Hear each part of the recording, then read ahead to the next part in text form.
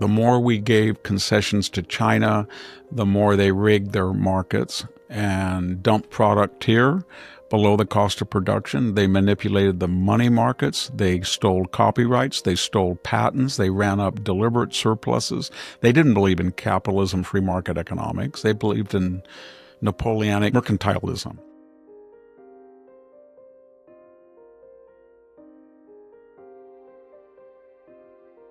I have some questions about this.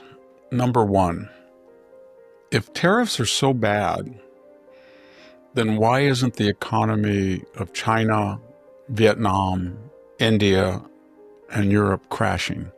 Because they have tariffs up to 200, 300 in some aspects like Canada, but 20, 30%. So why aren't they having a discussion in China or Europe?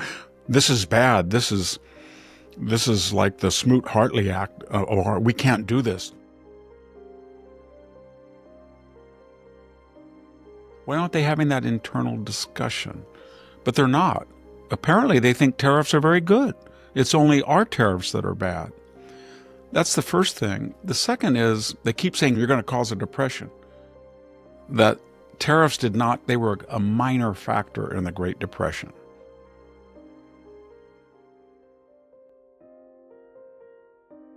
Most of it was monetary policy, too few dollars. There wasn't enough money, and people were hoarding money, etc. But his other point was it was wild speculation in Wall Street. So my point is that the more Wall Street lectures us about depressions and tariffs cause depression, I want to say to them, no, you did. You caused depressions because you had wild stock swings. Does anybody believe some of these stocks that are being offered to the public are actually worth that? If you look at the actual earnings of companies and you look at their stock valuation, they're way off. So they are just headed toward a reconciliation, a reckoning. It's not the tariffs that are going to cause it, and it didn't cause it in the Great Depression.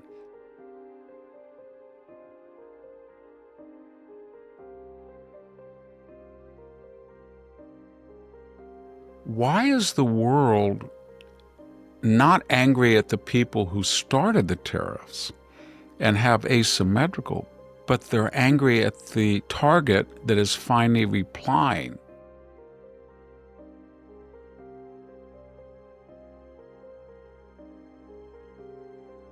Is the word tariff even appropriate? So I'll give you an example. If Europe has a 10%, 8% tariff on cars, and we say we're going to do the same thing, is it a tariff, or is it just, are we just doing what you do?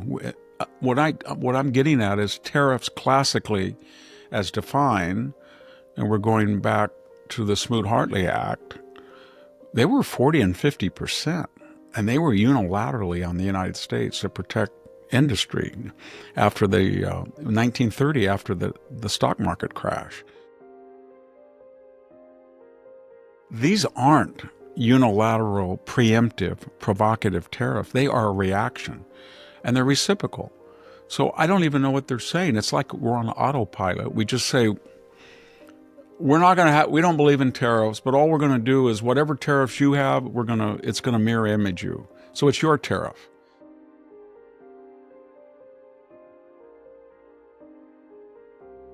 This is a whole different world right now. I'm more worried about the stock market being overvalued and a whole generation of young people between the two coasts that are not getting married, they're not having children, they can't buy a home, they have not had a rise in real wages. From 2005 to 2017, there was no rise in middle wage adjusted for inflation. And wages have not gone up, and they haven't gone up because people are outsourcing and offshoring.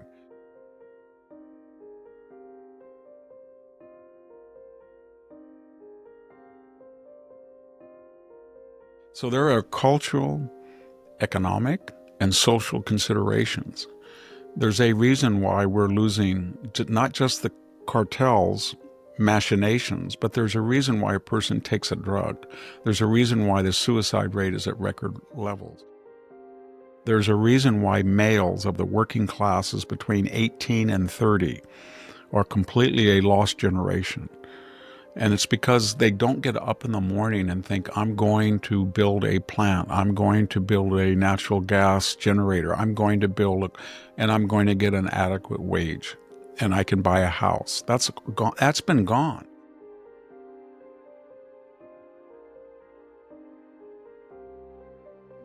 How'd that work out the last 50 years? Go tell it somebody who was a boiler maker or a steel worker, and tell him that he was lazy, or that he's better off at $7 an hour or $10 an hour.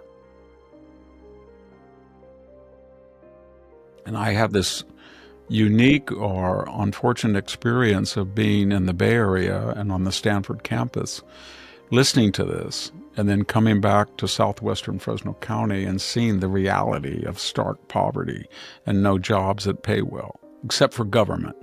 State of California, $57 billion in debt, but it's still, printing money. I can't print money, borrowing money for everything, Medicaid, everything.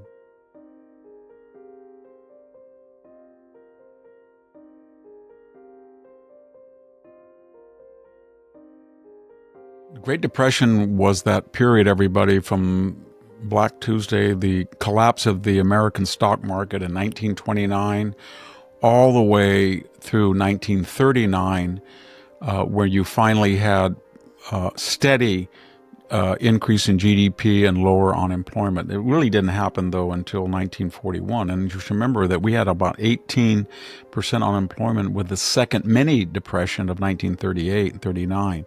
So the question is, why did this booming economy in the post-World War I era, why did it suddenly collapse? We're talking about tariffs, and there was a huge tariff, the Smoot-Hartley Act of 1930. But we noticed something. The stock market collapsed in 1929, not 1930, and that didn't get really going to 1931. Milton Friedman never thought, as most economists don't think, that the tariffs were the main contribution. So what caused this panic? One of the problems was that the stock market was not regulated, and there was this boom, and the actual productive capacity and profits in real dollars of companies that were highly valued and through speculation, they were not earning the types of returns that justified the market. So that was a very healthy thing in that country, and that reflects things about the country, on crime, on safety, on tradition, on values. It was a very public-spirited time, I can tell you that. And I would make some prognosis. If I was walking in San Francisco, I don't know, in 1955, and I lost my wallet, I would have a much better chance of somebody turning into police than I would today. I'm sorry, I would.